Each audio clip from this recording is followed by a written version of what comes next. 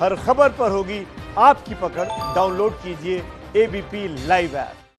तो अभी जितने भी यहाँ प्रेस कॉन्फ्रेंस में बातें बताई जा रही हैं वो प्रभात और बाकी जो एनकाउंटर हुए उसे लेकर, लेकिन हम इंतजार कर रहे हैं विकास दुबे को लेकर किस तरीके की क्या जानकारी यूपी पुलिस की तरफ से आती है। अभी तो कहा जा रहा है कि यूपी पुलिस के कुछ जो अधिकारी हैं वो पहुंचेंगे और वहां से सौंपा जाएगा विकास दुबे मध्य प्रदेश पुलिस द्वारा। बहरहाल शलभमणि त्रिपाठी, आप मुझे सच में बताइए कि आप इस बात का क्रेडिट ले सकते हैं 3 लाख पुलिस कर्मियों को चकमा देकर वो बाउंड्री टाप के वहां मध्य प्रदेश चला जाता है, अपने हिसाब से अपने टाइम पर अपने तरीके से वो पुलिस के सामने आता है और आप कहते हैं हमने बहुत शानदार काम किया।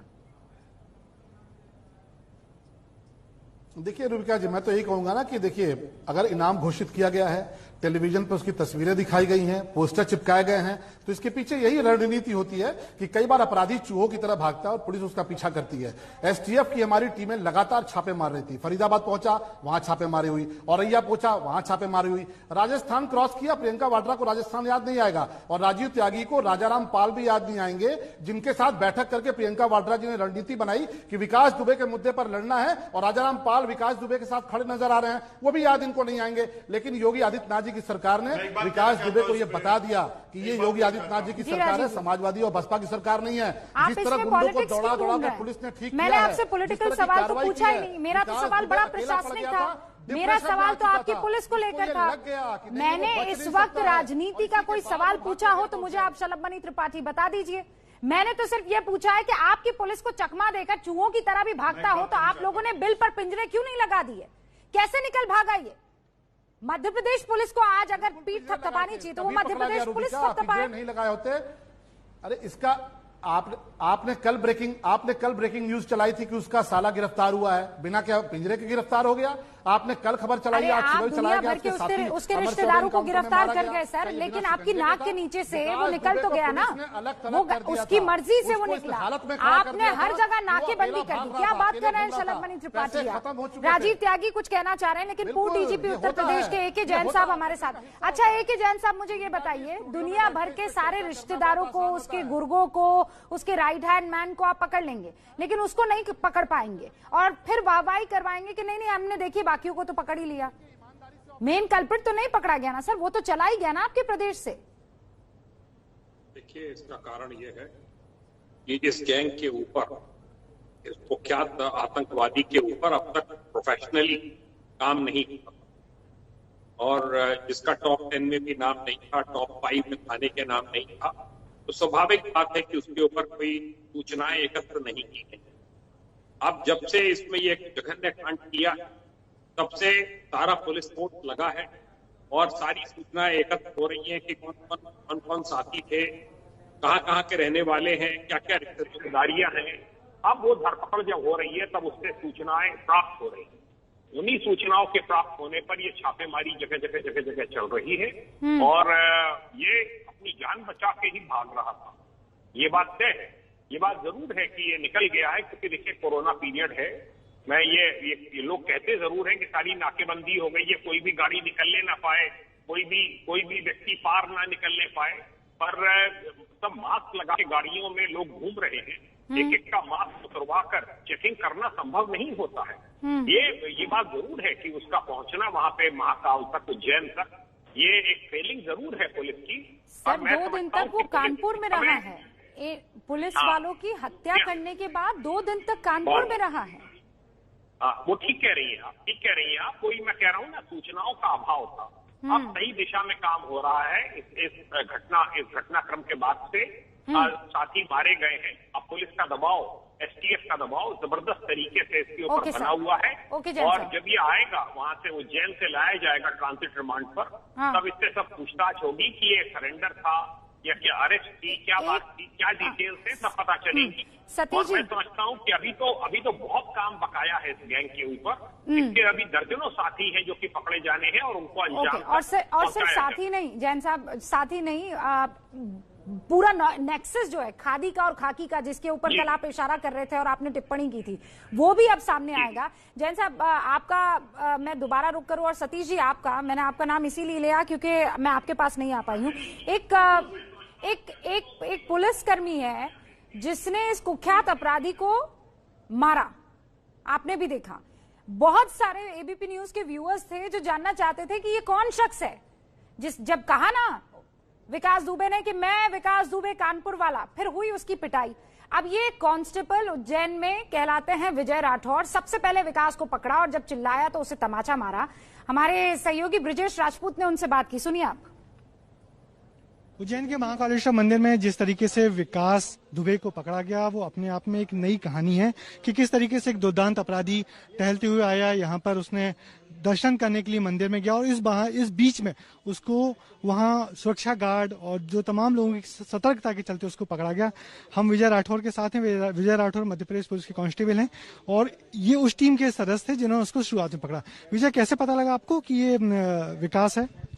ये सर आप लोगों के जो चैनल हैं उस पर रोज उसका फोटो बताया जाता है कि ये जो है दुर्दांत अपराधी है, इसने उत्तर प्रदेश में 8 लोगों की हत्या करी है और ऐसा है, इसके ऊपर कुछ इनाम भी है। और हम लोग जब भी न्यूज चैनल खोलते हैं तो उसी का चलता है, तो उसके आधार पे जो है चेहरा उसका जो है मिल रहा था। तो एक क्यूआरटी टीम है हमारी मंदिर सुरक्षा की, उस सुरक्षा टीम के द्वारा जो है बताया गया कि इस टाइप का कोई आदमी घूम रहा है। फिर जो है हमने जो है उस आदमी को डिटेन किया कि भाई यही तो हो सकता है। हमने डिटेन किया तो कैसा था? चश्मा लगाया था? वो व्यक्ति चश्मा लगाया हुआ था, मास्क लगाया हुआ था और सिर पे गमछा बांध रखा था, तो हम उसको एकदम नहीं पहचान सकते थे, लेकिन जो है उसका निशान दिख रहा था यहाँ पे, और निशान से जो है और लंगड़ा के चल रहा था वो। अब वो 2 जो कमियां थी वो उसमें भी थी, जब उसके फुटेज आते थे न्यूज चैनल पे दिखाया जाता था, वो चलता है तो थोड़ा लंगड़ाता है, इस टाइप से वो। जब हमको वो लगा कि हाँ ये वो हो सकता है तो हमने उसको रोका। मैंने सर आपकी आईडी बताइए, तो उन्होंने कहा आईडी देखिए, तो उसमें नवीन पाल नाम से उसकी आईडी बताई उन्होंने। उनकी उम्र 27 साल दिख रही थी, तो मैंने पूछा सर आपकी उम्र तो 27 साल दिख रही है इसमें और आपकी उम्र तो 50 साल के करीब है, तो कि मैं ही हूँ नवीन पाल। फिर जब रोकने लगे तो सिक्योरिटी गार्ड से झूमा झटकी करने लगे। सुना आपने कितना कहते हैं ना कि क्या हुआ, कैसे हुआ, कब हुआ, बिल्कुल सिलसिलेवार तरीके से कांस्टेबल इस वक्त विजय राठौर आपको स्क्रीन पर दिखाई दे रहे थे। और यही वो शख्स है जिन्होंने जब वो चीख कर बोल रहा था कि मैं हूं विकास दुबे कानपुर वाला, पीछे से थप्पड़ जड़ दिया था। सतीश जी, ओपनिंग रिमार्क चाहती हूँ आपसे और उसके बाद राजीव त्यागी मैं आपका रुख करूंगा। सतीश जी। ये गिरफ्तारी नहीं, ये सोचा समझा भगवान को के गलियारे में बड़ी चालाकी के साथ किया गया आत्मसमर्पण। इसमें कहीं कोई दो राय नहीं है। अभी जैन साहब ने कहा कि इस व्यक्ति ने कोरोना काल में जब तमाम लोग मुंह ढक के चल रहे हैं, मास्क लगा के चल रहे हैं, ये व्यक्ति अगर मंदिर के अंदर गया है तो वहां इसके मुंह के ऊपर मास्क नहीं है, बाकायदा सेल्फी लेता है और ये बताता है कि मैं ही वो विकास दुबे हूँ जो में संबंधित है। दूसरी बात, मंदिर की पर्ची के ऊपर आपकी आवाज ठीक से नहीं आ रही, आवाज ठीक करते हैं सतीश जी फिर आते हैं।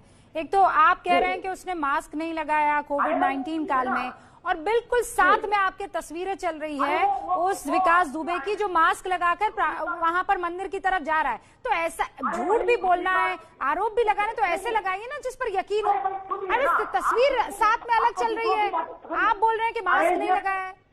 सुनिए ना, ये व्यक्ति जब हरियाणा में गया, पहली बार फरीदाबाद में गया, उसके बाद ये उज्जैन चला गया। ये बात पहले से ही कहता कि बीजेपी शासित राज्य में जाकर के ही कहीं ना कहीं ये आत्मसमर्पण करेगा, ये तय था। आप इसको मान लीजिए, इसको कहीं ना कहीं राजनीतिक सत्ता में बैठे हुए लोग इसको समझा रहे थे और उसको राजनीतिक संरक्षण है, कहीं ना कहीं बीजेपी के लीडर्स का इसको राजनीतिक संरक्षण है, बड़ी चालाकी के साथ। और आप लोगों का कोई लेना देना नहीं है। सतीश जी, शलभ मणि त्रिपाठी जरा जवाब दीजिए। तो सर फिर तो सवाल मैं ये पूछना चाहूंगी, तो फिर योगी आदित्यनाथ ने ही सारा क्रेडिट क्यों नहीं ले लिया? मतलब गजब का भाईचारा ना, एमपी के सीएम शिवराज सिंह चौहान से इतना शानदार भाईचारा कि चलो भैया मिल बांट के क्रेडिट लेते हैं, मैं भगाता हूं इसको और आप उसे पकड़ लेना। क्या स्क्रिप्ट लिख रहे हैं? आपने सवाल पूछा कि इनको शांत कराइए। सत्ता के संरक्षण में सर उस पे बात कीजिए ना, ये जो आप जो स्क्रिप्ट बता रहे हैं उस पर यकीन नहीं होगा। शलभ मणि त्रिपाठी बीजेपी राज्य से निकलकर बीजेपी राज्य में ही कैसे पहुंच गया? जवाब तो दीजिए, आप इनको शांत तो कराइए। शांत है सर, वो सुन रहे हैं, जवाब दीजिए। देखिए मैं फिर कहता हूं कि जब इसने संतोष शुक्ला की हत्या की, रूबिका जी, संतोष शुक्ला की थाने के भीतर घुसकर हत्या की, 17 पुलिस वाले गवाह थे और उसके बाद माननीय मुलायम सिंह जी की सरकार आई, 17 पुलिस वालों ने जाके कोर्ट में कह दिया कि नहीं साहब हमने कुछ देखा नहीं। मुलायम सिंह जी की सरकार में बरी हो गया और मुलायम सिंह जी की सरकार उसके बावजूद अपील में भी नहीं गई। क्यों नहीं गई? उसके बाद बहुजन समाज पार्टी, सतीश प्रकाश जी जिनके साथ हैं, बहुजन समाज पार्टी की सरकार आई तो बाकायदे एसएसपी कानपुर ने हिस्ट्री शीटर सम्मेलन बुलाया, थाने में बुलाकर बिल्हौर थाने में दुबे को बगल में बैठाया, विकास दुबे को, और हिस्ट्री शीट फाड़ के ये बताया गया कि ये बहुत ही सम्मानित व्यक्ति हैं, इनकी हिस्ट्री शीट गलत बनाई गई थी और इसलिए इनको सम्मानित नागरिक माना जाता है। ये जो लोग मैं तो आज की बात कर रही हूँ ना कि वो बीजेपी राज्य से निकलकर बीजेपी राज्य में कैसे पहुंचा। राजीव त्यागी, शलभ जी ठीक है, राजीव त्यागी। देखिए, ये विकास दुबे का पूरा मामला अगर आप देखेंगी तो ये 3 C में डिफाइन किया सकता है, कोलैबोरेशन, करप्शन और क्राइम। कोलैबोरेशन है भारतीय जनता पार्टी के नेताओं का विकास दुबे के साथ, निश्चित रूप से उसकी 2-3 चीजें मैं कहना चाहता हूं। शलभमणि त्रिपाठी बार बार ये कहना चाहते हैं कि समाजवादी पार्टी की सरकार के टाइम पे, बहुजन समाज पार्टी की सरकार के टाइम पे विकास दुबे को हीरो बनाया गया। शलभमणि त्रिपाठी, आपको सत्ता में इसलिए लाया गया था कि आपको लोगों ने बेहतर माना था, तो आपने कौन सी बेहतरी करी? 2018 में जो क्राइम बढ़ा है उत्तर प्रदेश में, तब आपकी सरकार थी। मैं पूछना चाहता हूं, विकास दुबे पे आपने एनएसए शामिल किया था, गैंगस्टर एक्ट लगाया था, गुंडा एक्ट लगाया था, आपने कुछ नहीं किया क्योंकि वो आपका पाला हुआ गुंडा था, आपका पाला हुआ गुंडा था। आपने कहा शलभ जी कि उत्तर प्रदेश की योगी सरकार है या ईमानदार अफसरों को प्रोत्साहन दिया जाता है। आपने इलाहाबाद के एसएसपी को बदलने का काम किया, जिस एसएसपी ने 59,000 शिक्षकों की भर्ती का मामला घोटाला खोलने का काम किया, आपने बनारस के एसएसपी को बदलने का काम किया, आपने नोएडा के एसएसपी को बदलने का काम किया, जिसने कहा कि उत्तर प्रदेश सरकार थानों की पोस्टिंग में पैसे ले रही है। तो शलभमणि त्रिपाठी रही बात महाकाल में गिरफ्तारी जो आप दिखा रहे हैं, ये गिरफ्तारी नहीं है।